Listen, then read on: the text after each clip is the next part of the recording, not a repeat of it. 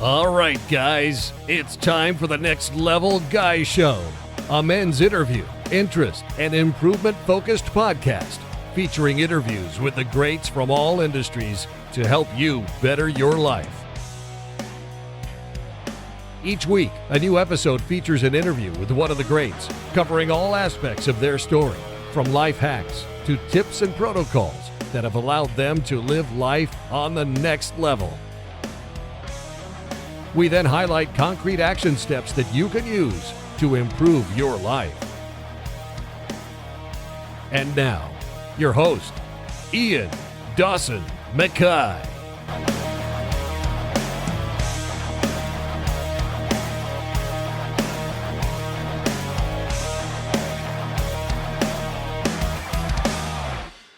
Hello and welcome to the Next Level Guy Show.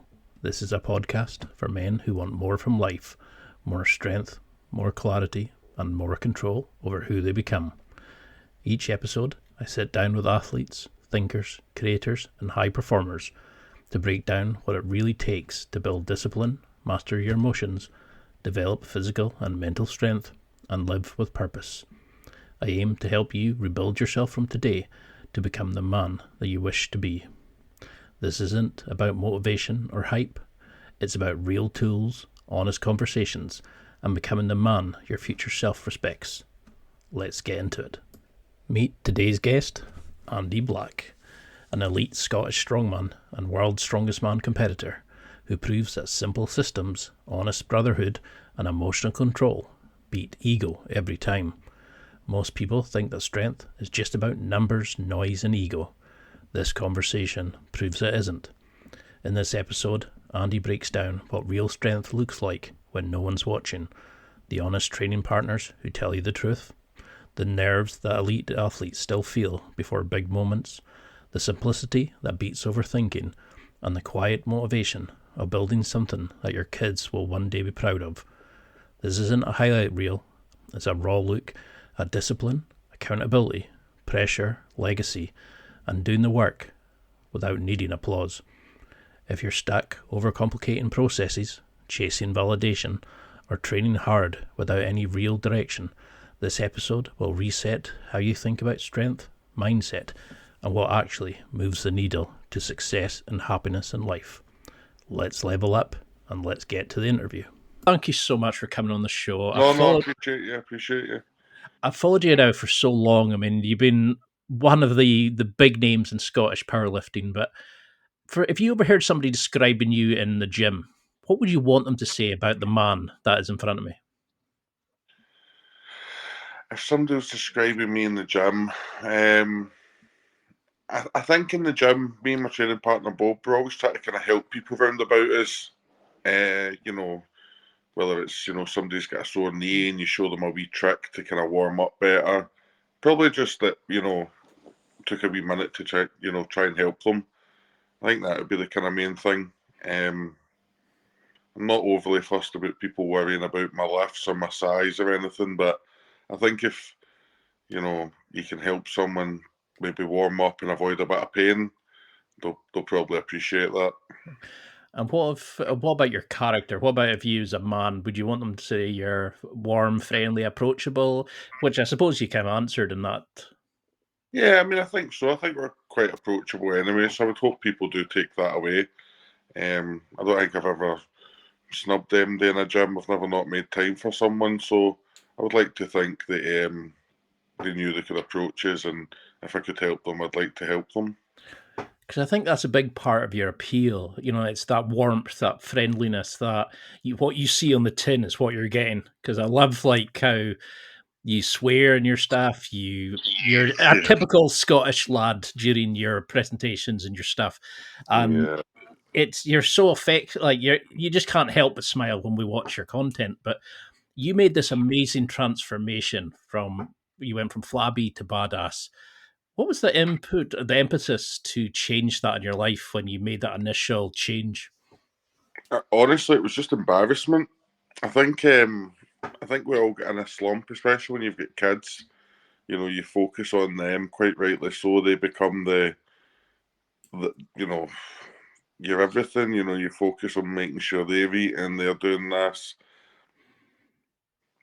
And I was just like eating unhealthy. I was being a bit of a grubber, eating shite at work, not making my PCs, going to McDonald's. And then, the kids wanted to walk up this big hill, like I think it's called Tinto Hill of Fire down in Lanark. It's this big, it's not a Monroe or anything, it's just a hill. And the first time we tried it, I couldn't do it. I probably made it 20 minutes up, and I was mortified. I was embarrassed. I was ashamed. My kids were barely fucking getting out of first gear, and I was out of breath. So I just knew a big change had to happen, and that's when I was 29, turning 30, and I thought, you know what, it's now or never. So I joined the gym, got started with that, just as a kind of weight loss, doing the treadmill and only really doing cardio, and the weight was coming off. And then I'd always kind of watched Strongman, and I thought, I'm going to give it a wee go. And it just kind of took off rapidly, to be honest. It was good. But the main catalyst, if I'm honest with you, was just embarrassment. I was embarrassed in front of my wife at the time. I was embarrassed in front of my kids. They continued on up this hill, and I'll never forget. I remember just like sobbing on the way back to the car, just feeling like, I'm so unfit. I can't even enjoy a hill walk with the kids. It was a low moment. Yeah. It's quite amazing that you go from that to making other people cry on the podium when you get first place and you're beating them. It's because not my year, not well, this year. the transformation has been incredible. When you see the photos, you're like, no guy that size should be that muscular and that strong. But you competed in your first time, was it after 3 months of training? And how on It was earth, round about that. Yeah. what is it about that you just took to the sport? What is it about the sport that just you're Honestly, calling? I just loved it. The minute I get going with Strongman, I knew, it was going to be something I'd done for a long time. It was going to be more than a hobby. I just took to it. I enjoyed the training. At the time, my guy Ben Badger was coaching me. He was Wales' strongest man at the time, Ben Brunning Badger. Mm. He was kind of just sending me a bit of a plan. I was just making do with some, like, I had a yoke and some stones at my workshop. And I just loved it. I had a real passion for it. My first competition, I was a bag of nerves. I was looking about going, fuck, he's a big guy. Fuck, he looks strong. You know, and luckily I won my first comp, and that was a kind of nice wee boost to kind of get me going. So I just kind of took it from there. Done an inters comp, and then I think I done 2 or 3 smaller comps, and then I started with the national stuff, and I went on to kind of Scotland's strongest man, etc. So what did you take from that? That moment, like, I mean, I'm sure we've all been there when you're shitting bricks and thinking, oh God, that guy's massive. Oh, I don't know if I'm going to beat this guy here. I've never done this lift. What did you take from that initial competition that kind of put you on the trajectory? If I'm honest, I think I took a little bit of, like, you're good at this, or you can be good at it, but that side of it never left me. I mean, if I go and compete tomorrow, I'll be nervous. I'll be like, fuck, he looks in good shape. Fuck, this. I'll be like, it's just, I think just part of my adrenaline response is just, observing everyone else and feeling nervous, especially like the week out before a Giants live show. I'm like vomiting every night. It's just, I get nerves. I mean, I'm not scared, and I know I've trained, and I know I'm prepared. It's just a kind of subconscious thing, I guess. Have you ever tried that trick where you name your fear? You give it a name and go like, fuck off Hector or whatever, and I find it works for me because I get really bad social anxiety. But if I go, oh, get to bed, bell end, I'm off out, it finds it takes its power away but I mean, I've never pulled a 400 kilo deadlift in front of thousands of people. You do it like it's batter, and it's quite. No, I I think mean, it'll help a lot of people knowing people. You still get it. 100%. I get it.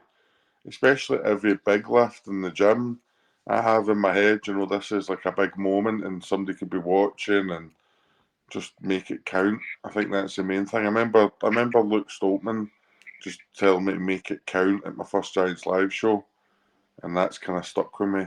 Just try and make it. Do your best. I don't think it matters, especially at any level. It doesn't matter if you win, lose, or draw.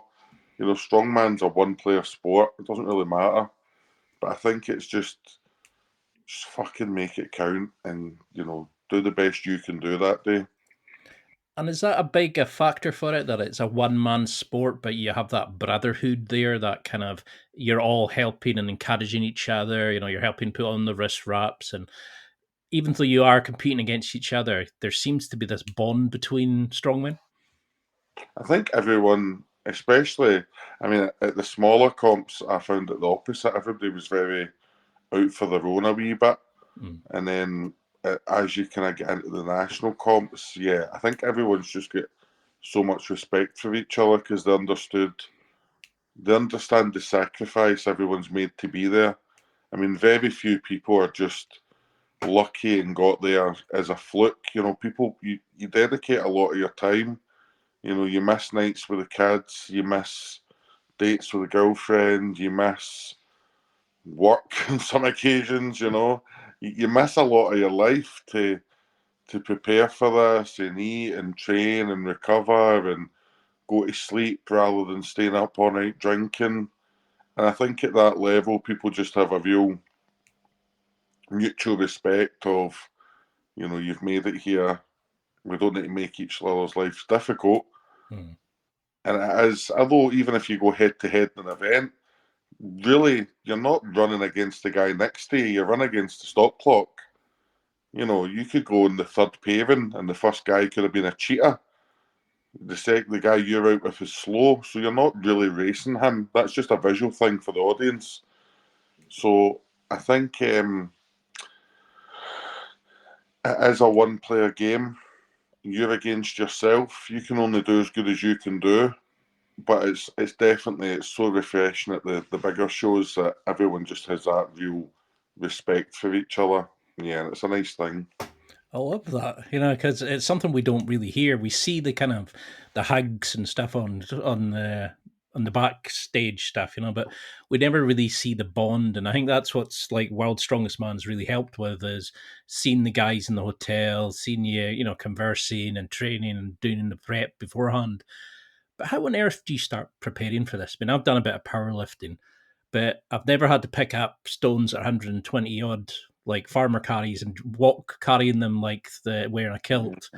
I've never had to be as strong as a bull, but as nimble as a fox. And there's so many Yeah, different components. How do you plan for something where you've got to be strong, fast, I, quick, I think I balanced? think it's just I think it's just training your strongman in general. I'm a big believer of in training my events. I don't go mega heavy. I train heavy in the gym. I do heavy deadlift, squat, press as heavy as I can on log, etc. But all my events were just always focused on speed. And most coaches I've had have always kind of it's worked for me. If I'm doing farmers, I don't necessarily if it's 150 in the comp, I'm not really touching 150 in the gym. I'm trying to make 125 move as fast as I can. I'm trying to build up those fast motor skills. I've always been good at moving with farmers and frames and stuff, and I think that's been down to not worrying about the weight of the implement. Because sometimes you see people training, and yeah, they think they need to train the weight, and they do it slow as a snail. But if you do it slow as a snail every week leading up to the comp, then that's your motor pattern on the day. You're going to be slow. Whereas if you're training 120 every week and you're getting faster and faster and faster and faster, on the day when you're full of adrenaline, you've got a crowd, you know, you've got that kind of extra comp day performance.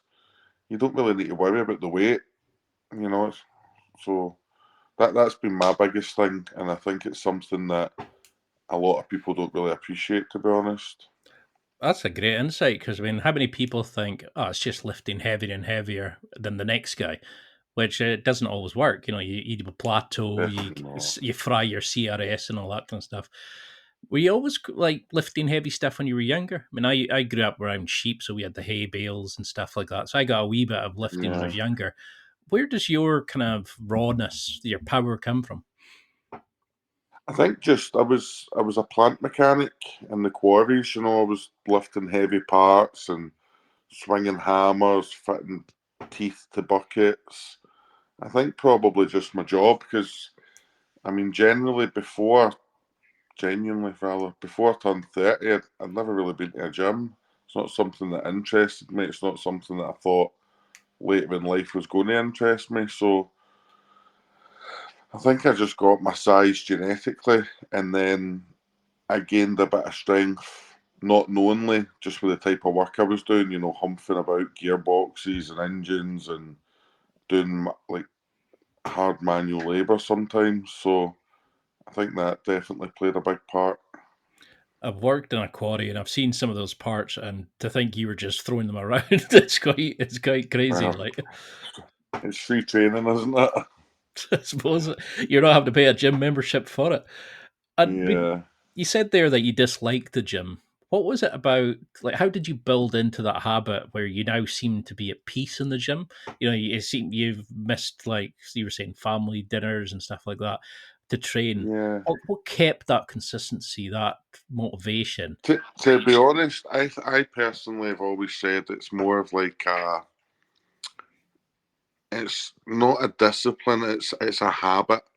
I think when you start going to the gym and you start seeing results, whether you're on a weight loss journey, whether you're on a strength journey, a bodybuilding journey, I think when you start seeing results, you get that dopamine, you get that, you know, addiction that people talk about. And for me, it was just that. And then once you build those habits, Hmm.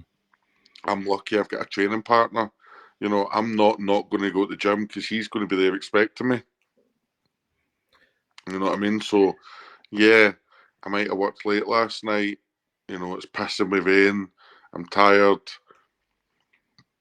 I can't just not go to the gym because I'm going to let him down. He needs my help to train as much as I need his help to train.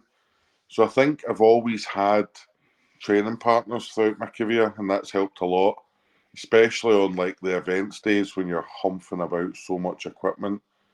If you are all making use of it and you can all lift a little bit, to set it up, Hmm. things like that just made it so much smoother. That's a really good idea. I mean, because a lot of people go to the gym, they try for balls to the wall for a few days, then they struggle and they go, "No, I'm not going back. Oh, I've tweaked." I think, from honestly, my biggest advice for somebody is it doesn't need to really be a training partner. You just don't need to train together. But if you're starting your journey or you're feeling lost in your journey, try and link up with someone. You just go to the gym at the same time. That's all you need to do because it gives you that accountability. It gives you that, you know, they need me as much as I need them. Like if I message my training partner Bob and say, look, I can't train tomorrow, he might not train, and then that's affecting his goals. Hmm. So I'm not going to be selfish. I'm just going to go train tomorrow. I'm going to make it work, and then it's going to work out better for the both of us. Because I think that's what a lot of people need is that as much of a external motivation as well as an internal. 100%.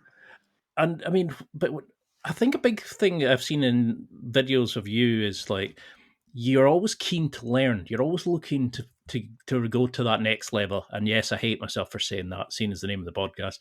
Um, what is it? I mean, when you're pulling a 400 kilo deadlift like it's butter, a knife through a hot knife through butter, there's not much you can really learn, but you seem to always be looking for the wee nuances, the fixes, so you get the coaches, you get the help, you listen to the other competitors. Yeah. Is that as much that inspired you as well, having them kind of keep going Honestly, again? what? Yeah, 100%. I've been very lucky. I've always worked with good coaches. Ben got me on a great start to my journey. Then I was with Andy Bolton for a long time. Um, Great guy. he really taught me not so much technically how to deadlift, how to train deadlift. He taught me what worked for my body. The style, like typically I would only lift one heavy lift in a session or one heavy set, and then lots of back downs and speed work. And that really worked for me, was his style of training. Mm. And then to focus more on the strongman, I was with MST, I was with Dale for a little bit, and then just now I'm with Sebastian Orb, which is obviously Thor's coach. And he's just took it, the technical side of everything is just, my deadlift was always very powerful and it was quite a wide stance. And then this year he brought my stance in, and obviously like my first run out with him, I got the Scottish deadlift record. 3 or 4 months ago I pulled 400 raw for the first time. And that's just like not getting stronger, that's just these small technical changes that he's made, and it's incredible. When you look back, does that not terrify you when you go, I pulled 400 kilos raw? What was the sort of the small technical things? Are there things you would pick that would you say that would help all lifters? Like if I gave you these 3 tips for any lift or a particular lift, they would go amazingly better.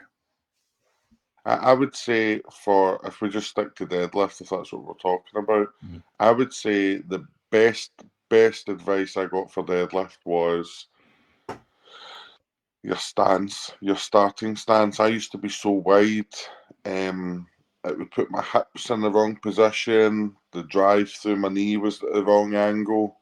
Really worry about your start position more than anything else.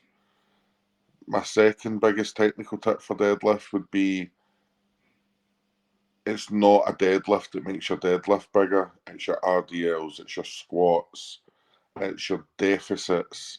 It's the actual art of deadlift doesn't make you better at it, doesn't make you stronger. If you go into the gym and you pull 200 for 5 sets of 5, the following week you'll come in, probably pull 205 for 5 sets of 5.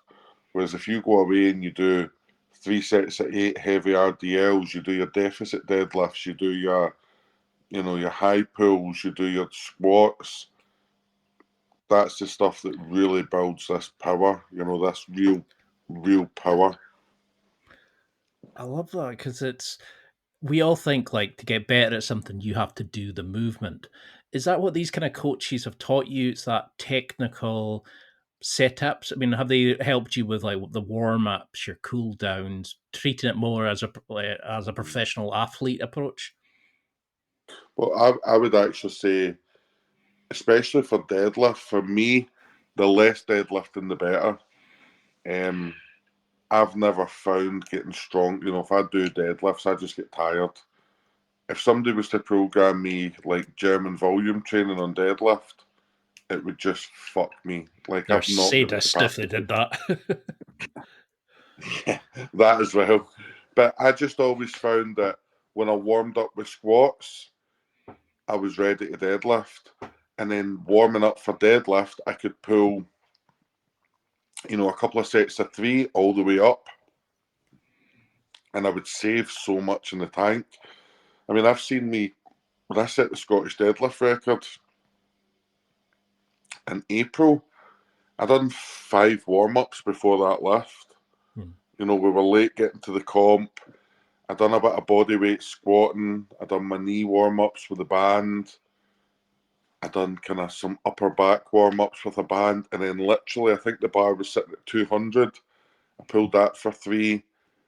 They rushed me on to 250. I pulled that for 1. 300 for 1. 340 maybe. And then that was me. I was out to my first lift at 350. And it went smooth. It went good because I'm used to warming my body up, warming up, like truly warming up, and then going into my deadlifts and not having to worry about, pulling 100 for 10, pulling 140 for fucking 8, pulling 180 for another 6, and doing this mega volume to warm up. I was used to like touching the bar after squatting and doing minimal warm-ups. So it really just helped me save like 100% for that one lift that matters. And how much was it the hat you were wearing? Because I remember you were in, was it a bucket hat? Did that give you an extra few kilos in your lift? Do you know what it is? People will laugh at this. A hat irritates me. I don't really wear a hat in life. So when I'm lifting or lifting heavy or doing a heavy yoke, for example, I like to wear a hat because it irritates me. It makes me itchy, it makes me uncomfortable, and it makes me hurry up and do the lift so that I can get the hat off. It's just been a thing, and I don't know where it came from or where it started or how I noticed it. But I just know that if I'm going to do something, I'm going to do a heavy lift, I tend to do better if I've got a hat on, and I think it just pisses me off. So when I'm warming up and I'm getting ready, I get agitated by the hat. I'm not an angry person. I've never been one to like get angry to perform a lift. That's just not me. I don't have mad outbursts of rage in life. It's just not my style. So being that little bit irritated, I think just helped piss me off enough to kind of just give me that wee bit extra. I'm going to have to try that. See if it gets my deadlift Honestly, over. it's worth a tip. It's worth a try. And was that a help turning up late? You know, like you were maybe stuck in traffic, that you got there and it didn't let the nerves settle as much, that you had to sort of rush it. People were pushing you to kind of get going in your warm up sets, that you couldn't go into, or did you train up to that point? You know, how do you prepare for a competition as much, or do you just Oh turn no. up? So that day was just like me and my pal were going for a bit of fun. I probably turned up late because I wasn't giving a fuck. I think I ate a couple of donuts for breakfast. We were just And going to go and play at it. and you Um, pulled the Scottish and record. Jesus. yeah, it just felt right on the day. See, to be honest, the I wasn't going to. And when I got there, I thought Stephen from GBA had arranged it all with the organisers from I think is it the Irish Cup people. I'm not sure about the guy's name. He's a fucking strict ref. I'll tell you that. He's a strict ref. But yeah, Steve had arranged it, and he'd asked us to do it, and it was like, he'd asked us 6 months before, can I do it? And I was like, yeah, fucking sounds good, and I'll do it. And there was kind of like one of these things where life get in the way. I'd been deadlifting heavy anyway, so I thought, fuck it, I'm going to go. Grabbed my training partner, we drove through, fucking couldn't get parked. Parked, went into the wrong place. It was in like a university building. It Okay. was just, it was just one of these days. And we got there, and everyone was like in their kit, warmed up, ready to start log, and we were like, "Fuck!" So we just rushed it, had a good outing, and it just felt good. My intention that day was maybe to try and pull a good 400. I thought, see if I pull a good 400, I've I've um I've done what Stevens wanted me to do, turn up and do a good deadlift. I've not had to kill myself. And then I can't remember, I think I can't remember my jumps. I think I pulled like 350, 380, 405 or 410. And I remember just changing it and being like, fuck it, let's just go the record. Because it felt good on the day. It was a good setup. It was a good hype. It was a great crowd. Delroy McQueen was there. Stevie was there. We Dean McVie and everything. Mickey Wilson. It was just a good wee crowd. There was a good wee buzz, and I was like, "Fuck it, I feel good." You know, let's do it. And it moved. It moved okay. I mean, moved okay is an understatement. It looked like it was nothing for you. You looked like, with a wee hitch at the end, you looked like you were just motoring through it. What was going Yeah. through your I mind don't know. during I that? don't know. It did feel heavy.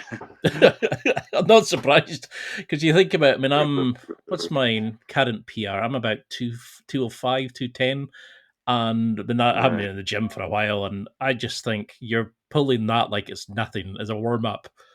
And that's terrifying. I think for me though, my biggest takeaway in deadlift's always been Andy Bolton's speed formula, and he's just always said, you can pull heavy if you can pull fast, and that's really ingrained in me. And I've just always tried to think speed, speed, speed. If it comes off the ground, I'll get it going. If it goes above my knees, I'll fucking lock it out. So the faster it gets to my knee, there's less chance for my brain to go, fuck, this is heavy. And if it gets to my knee, I'll pull it. I've got quite a strong upper back. I've got obviously I'm a big fat cunt. I've got a big frame. I think that helps. So if I get it to my knee, I'm good, I love how you're just like, yeah, if I just get 420 odd that pat to my knee, I'm fine. I think No. because to a lot of as normal people, we kind of just go, "Wow, I couldn't do that." But there's so much technical skill to these lifts. How do you work with like Andy? How do you work with your coaches, even with the ref, to kind of see a task like whatever event, and then reverse engineer it to say, "This is what I need to build up. This is what I need to work on it." Like you're saying, the deadlifts, it's the RDLs, Yeah. it's the squats. How do you work back from the comp activities? I honestly think just go and compete. I've helped people and I've kind of coached people and worked with people, and they all want to be big and strong before they go and do a comp, and they just want to win it. But you learn so much in a comp day. You learn so much. Sometimes it's not a nice lesson. Like at Brits there, I fucked it. I tore done something. I don't know whatever it was a tear. I done something to my hamstring because I fucked up with the bags. But you learn by doing it. I'll never make that mistake again. I'll never make that mistake again. Next time I'm at Giants Live and it's a 150 bag, I'll buy the Mirror Fit bag. I'll make sure I'm training. I won't let that mistake happen. And I think that's a big thing people overthink or don't do. Just go and do a comp. You'll find your weaknesses. And then, for example, if you go and do farmers and you're too slow, well, you were strong enough, you just need to get faster. If you go and do farmers and your grip gives out, well, you were too slow and your grip wasn't good enough. Like we can fix that. Everything's fixable. Everything you can get better at. I mean, we're looking at guys like fucking Thor that's just pulled fucking, 500 odd kilos like it was butter. And there's no way now, and there's no way any man is going to say Thor's 3-4 times the man I am, or you are, or the next man is. Thor's a human being. He came out his mum's fucking fanny like the rest of us. Like, he's a human. He's a very genetically gifted, talented human, and he dedicates a fuckload of his time to be one of the strongest humans he can. But he's still just fucking water, blood, muscle, and bone like the rest of us.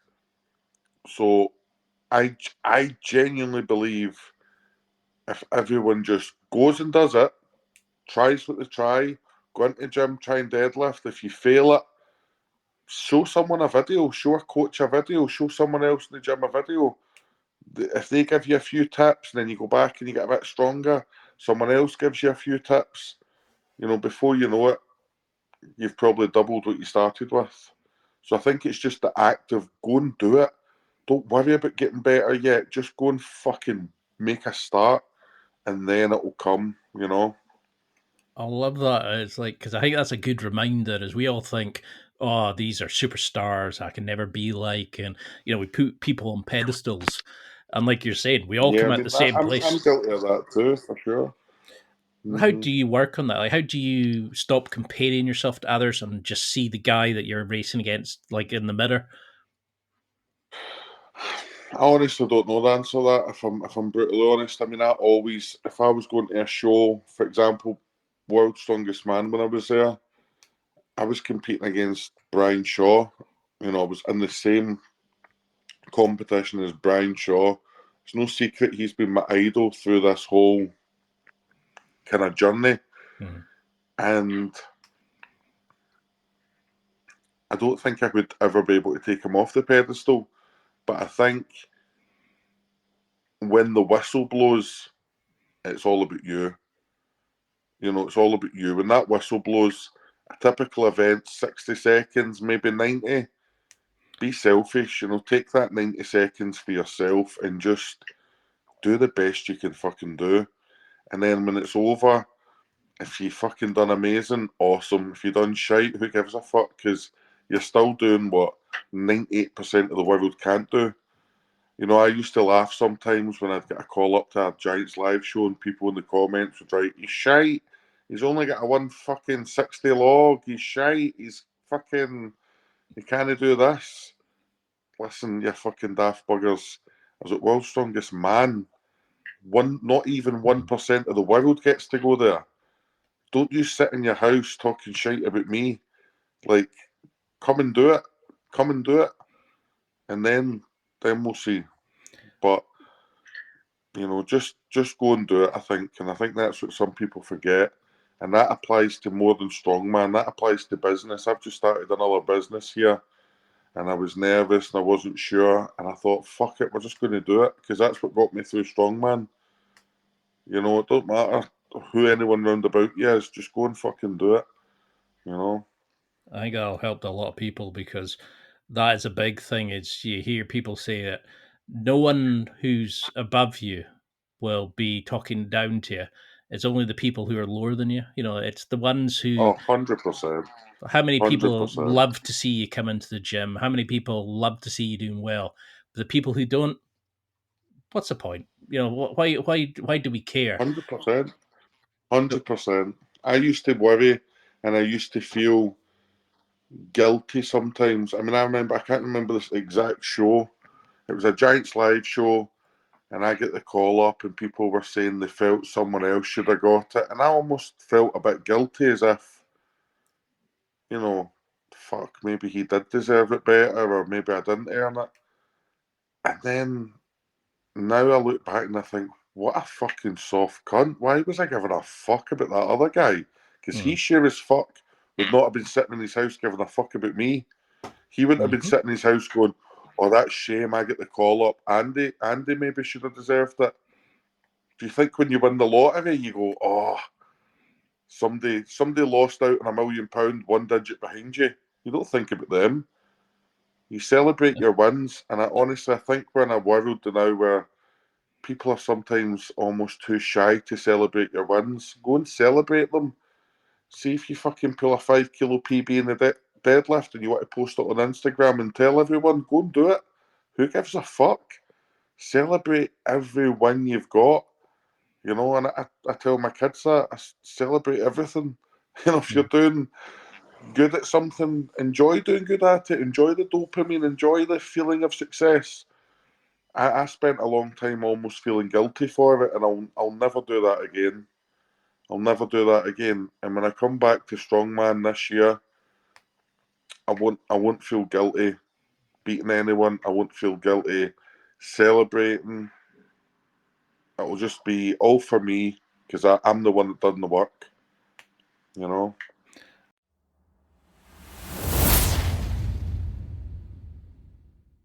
It's time for a quick break.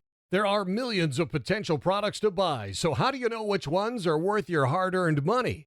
Simple. You go to nextlevelguy.com/affiliates and explore those that will transform and improve your life. You'll find deals, listener exclusives, and special offers with some great companies. Recommendations are 100% honest and only on items Ian has tried or believes in. The companies showcased will make you a better man in all areas of your life. Simply go to nextlevelguy.com/affiliates and level up.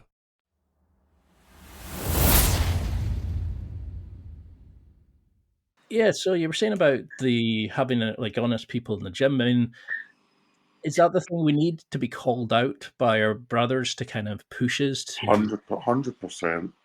100%. You know, if you look at any other sport, you know, like tennis, for example, they guys are training 7 days a week.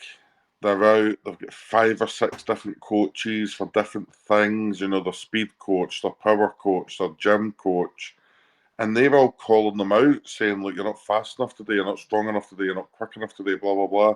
So I think if you're training with someone and you're warming up for a big deadlift and he says, mate, you're not fast, you're slow, and you need to like wake up, then, you know, that's what's going to happen. You're going to wake the fuck up and you're going to dig in.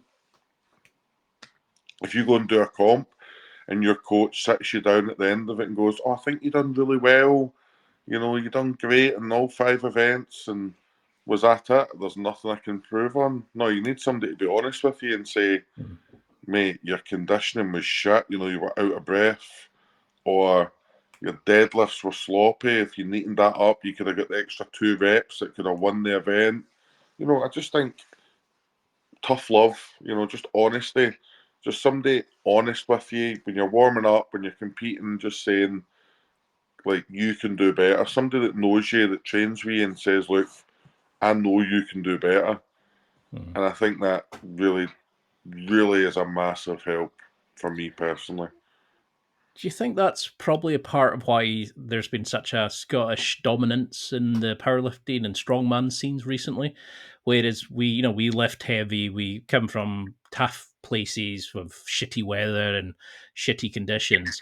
So you have to grow up to be big and strong, but also that we call each other cunts as a sign of endearment.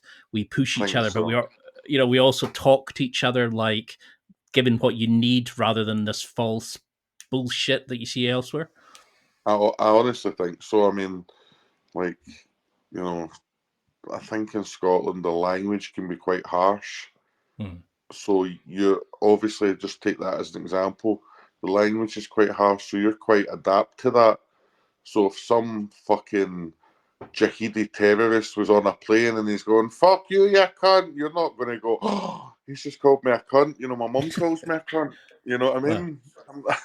I'm not obviously overly petrified. So if we put that into scenarios of everything else in life, I'm a big believer of when you train hard, you fight easy. You know, Muhammad Ali said it, you know, Yeah. something like that. It makes sense, you know. If you go to a gym and you've got to unload the sandbags and take them outside and do your training and then put them away, seeing the comp day when they're sitting at the start line and all you need to do is move them 20 metres, fucking hell, it's easy, isn't it? In Scotland, like you said, we've got the fucking worst weather. Gyms are cold. Everybody's opening gyms in old factories, big cold warehouses. You go into a gym with your shorts on, your socks pulled up to your balls, you know, 5 years cuddling around a heater in between sets. So then when you go to fucking OSG in Texas and you've got the heat and that's fucking hell, this is easy, you know? How did that happen though? Like, when if you think about it, you've done these competitions and smaller crowds. You've worked in some of these cold ass places and lifted like with your mates and that, and then suddenly you're on the sidelines as a last minute replacement in the world's strongest man, and they're going, actually, we need you to compete. How have you gone from standing, watching, taking part, like absorbing the atmosphere, to shit, I've got Brian Shaw in front of me competing? That was probably one of the most exciting and scary things in my life, if I'm honest, because obviously they took me out as an equipment tester. I tested the bus pool, the grip event, some bits and bobs. I had no real inclination that I was going to be competing. Jerry Pritchett was there. He was also reserve. So I kind of had in my head, well, if they need someone, they'll use Jerry, you know. And then obviously there was a mishap with Pa. He couldn't compete.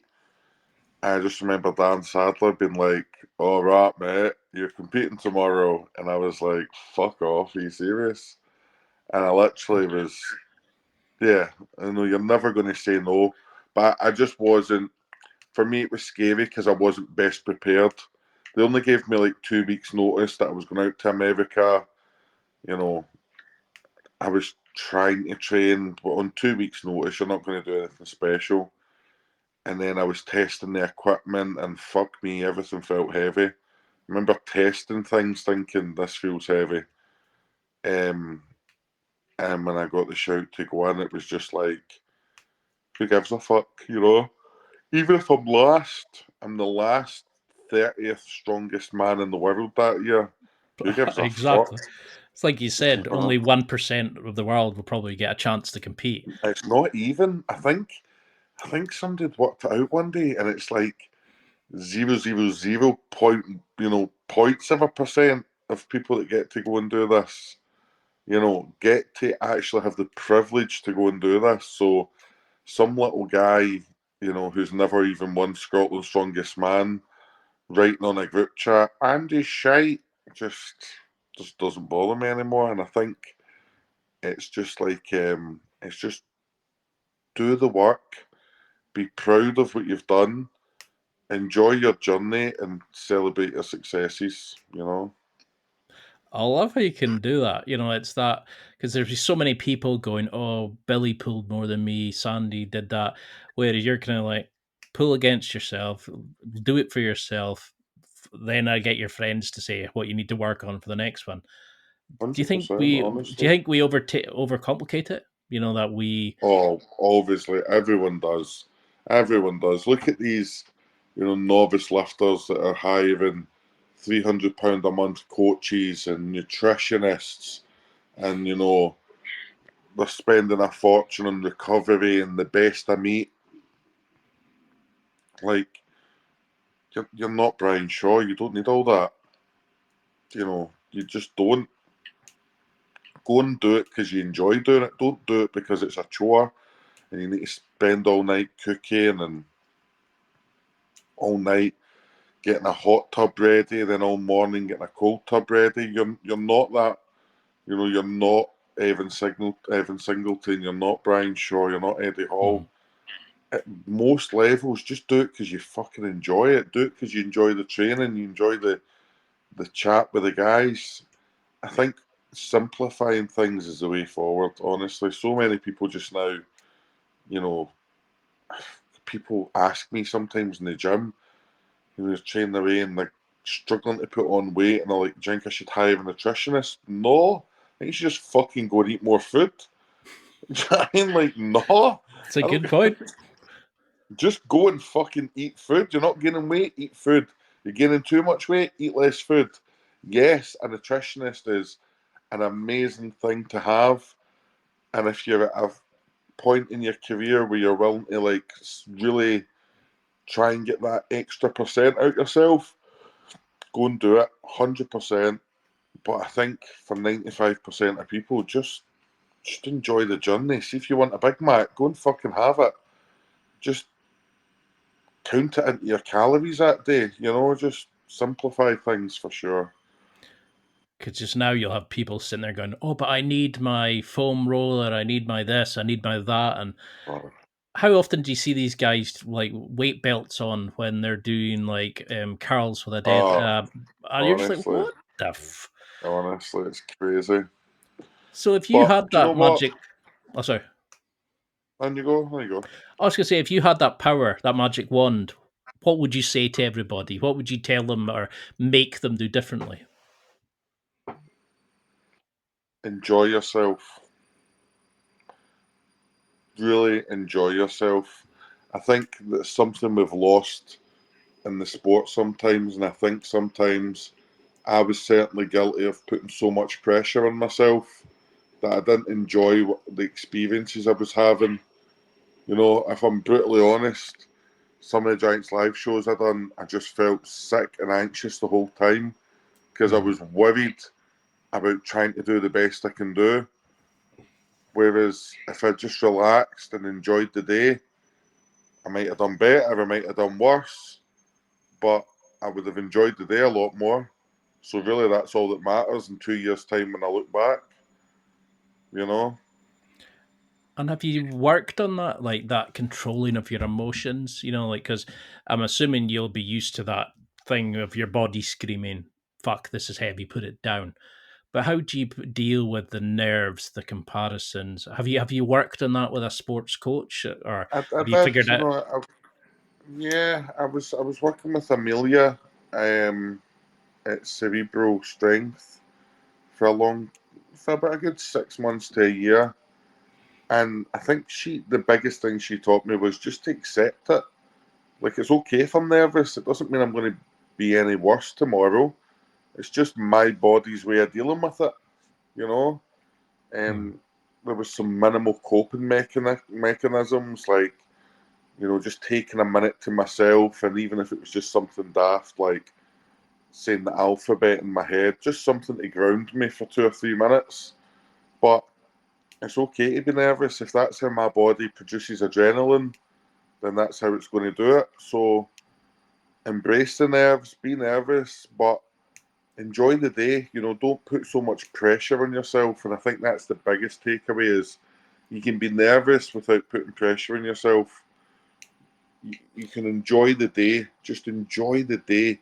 Whether it's a novice competition, world's strongest man, a powerlifting meet, just enjoy the day because you've sacrificed the time, you've spent the money, you've done the hard work. This is your day to put it all together and enjoy yourself. I think that's really helpful because it's a lot of people think it's just going balls to the wall in the gym, but they forget it's all the other things about that voice in your head going, "You're shit, you're worthless," and where we Yeah. need that kind of. But we also don't track our own wins. Like you're saying, celebrate your small wins, even if no matter how small Celebrate they are. everything. Celebrate everything. I'm a big believer in fucking celebrate everything. I don't care if it's an axle deadlift PB or a stiff deadlift PB. Be proud of it. I'm not saying you need to fucking expect a certificate or a pat in the back from everyone around you. Nobody, don't expect anyone else to care, but you be happy about it. And I think that's a big change in my life in the last year of I don't need your validation. Do you know what I mean? If I walk into the gym and I know I've never done for example, I've never done a 400 kilo axle deadlift. If I walk into the gym tomorrow and pull 400 kilo on the axle, I'm going to be fucking buzzing. I might post it on Instagram, but I don't give a fuck about Andy's validation. I don't need Andy to be like, "Oh, Andy, that was amazing." I'm happy. I'm fucking over the moon. As you I've should just be. done it. I know what it took to do it, so I'm fucking happy. Yeah. But I think that was the biggest change was before. I think I needed reassurance from people, and I would do a lift, and I needed the reassurance. Like, was that okay, or was it not good enough? Should I be doing more? Whereas now I've got a real mindset of, see if I go into the gym and I feel like shit, and I can only pull 200 kilos, and I know I felt like shit, and I was maybe up all night being sick, and I didn't eat, and I pulled 200 kilos feeling like shit. Fuck it, I'm okay with that. Like if that's what I done that day, cool. But I think the big thing for people, and I see it in the gym so many times. Little guys ask my bench. I don't have a big bench. My bench is like 180. Now for a guy my size that's been at World's Strongest Man, a 180 bench is in that locker room embarrassing. And they wee guys are like, fuck, that's amazing. So is your 110 bench. So is your 120 bench. Because I'm fucking 200 kilo.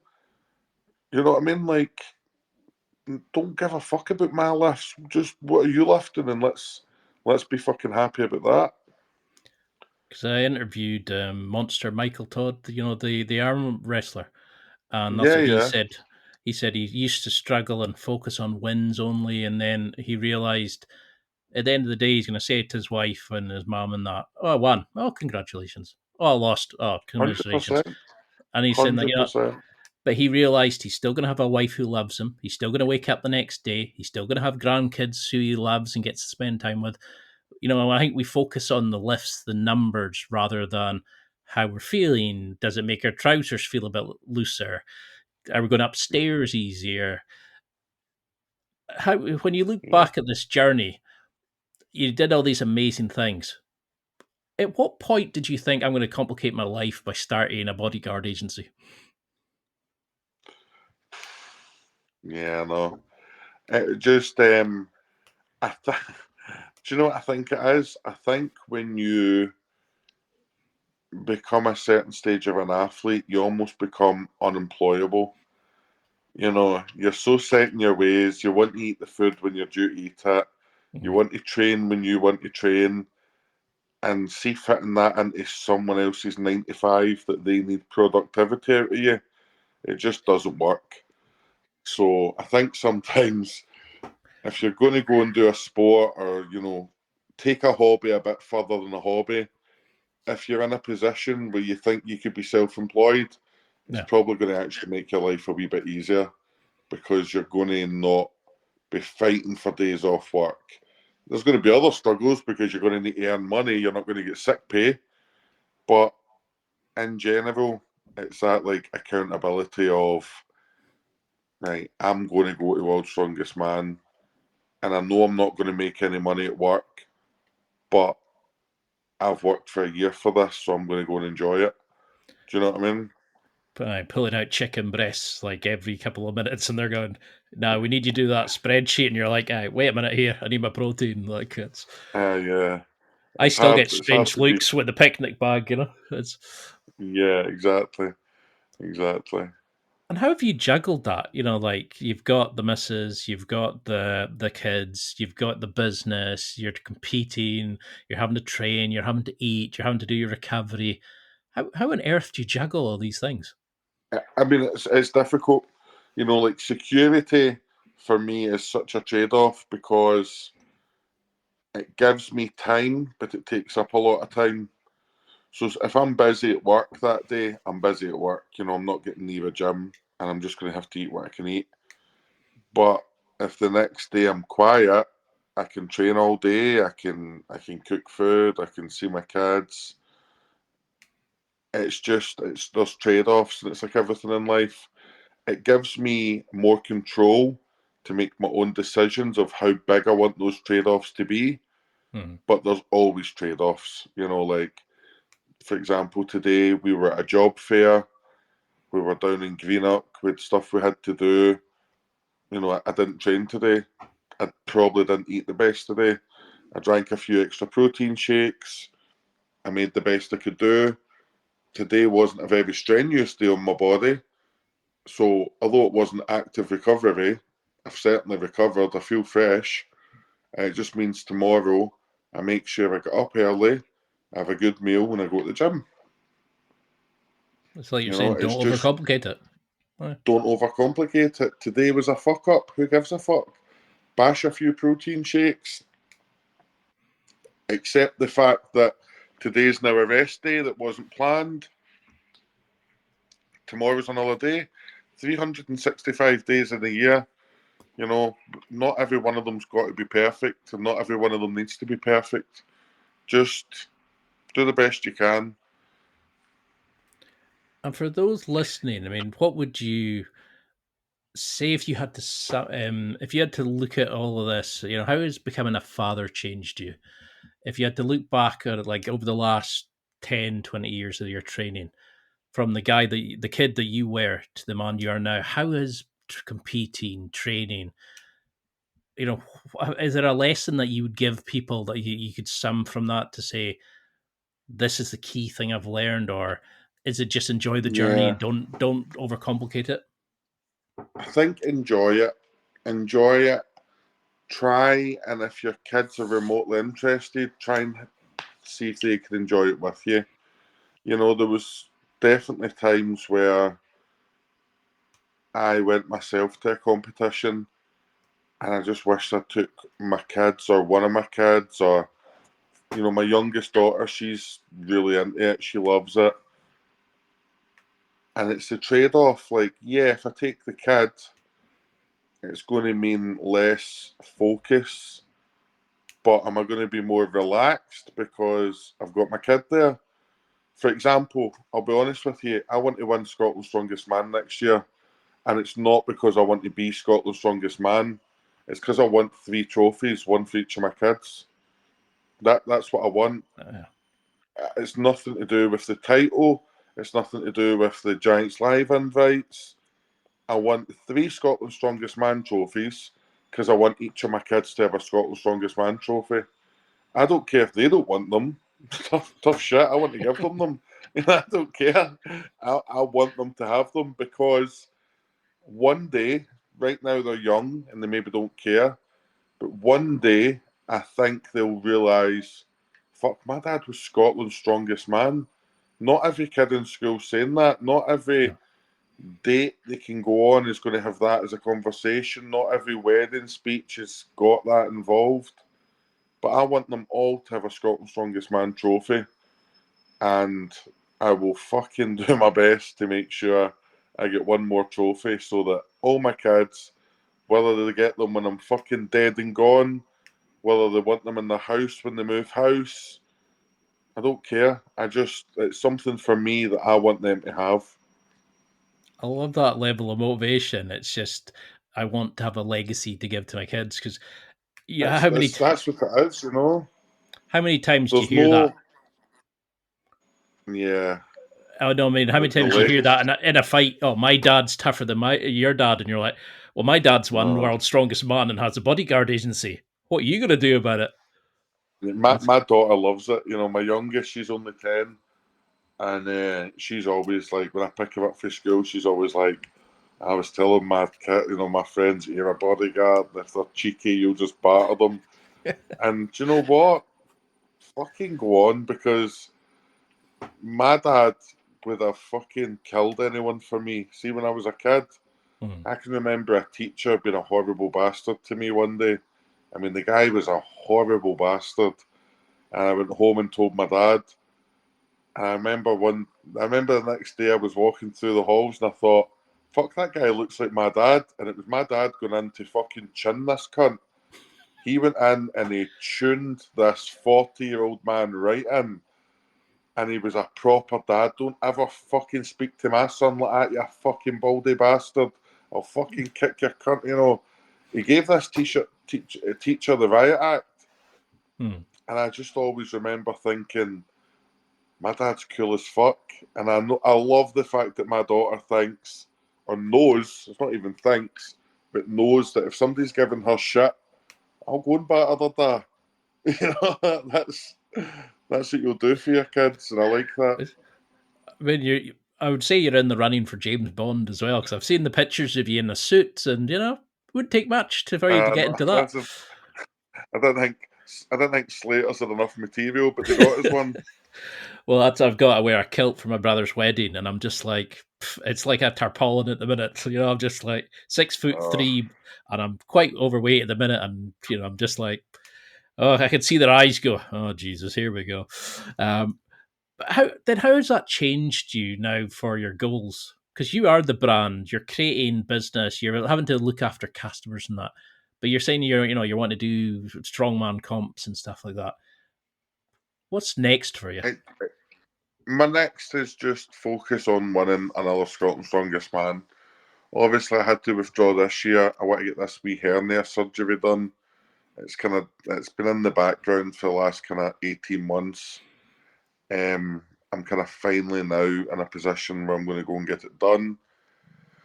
So I'll need to do the qualifier in April. So I'll go and I'll do the qualifier, and then I'm just going to look forward to the final. And I'm just not going to set myself up for too much next year. Just focus on maybe a big deadlift, Scotland's Strongest Man, and then the rest of the time is like family and work. So I'm just not going to bite off more than I can chew. You're not going to overcomplicate it. You're going to focus on what makes Keep you it happy. simple. Perfect. Just keep it simple, you know. Well, I think we're going to have you back on to focus on like how you prep and how you prepare for that because coming up to something like that is going to be Anytime. No, it's amazing. been great. It's been nice talking to you. What would you say to people who want kind of a summary of this or a motivation or a challenge to go forward? I would say whether it's strongman, business, a relationship, anything, just make a start. Just start. Whether you're starting at the bottom to work your way up, or whether you're able to start a wee bit further, just start. Honestly, it's the biggest thing for me.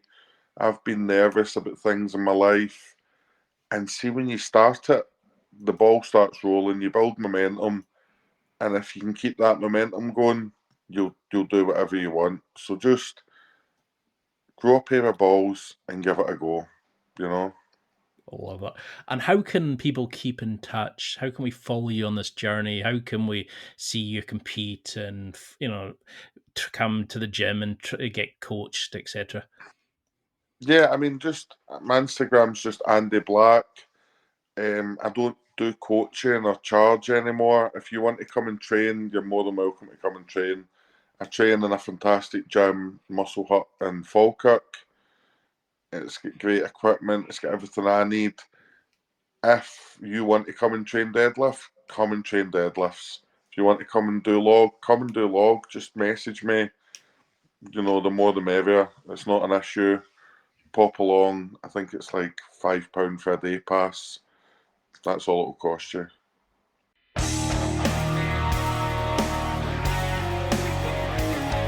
Well, that's it for another week, and thank you for listening. It's now time to take what you've learned and use it to develop and enhance your life with the key points mentioned. Listen, try it, embrace it, use it, and crush it. Now's your time to hit that next level in your life. If you liked this episode, then please leave a comment on the show notes or a review of the show on your podcast platform. Everything helps evolve the show. Until next week, keep seeking the next level in your life.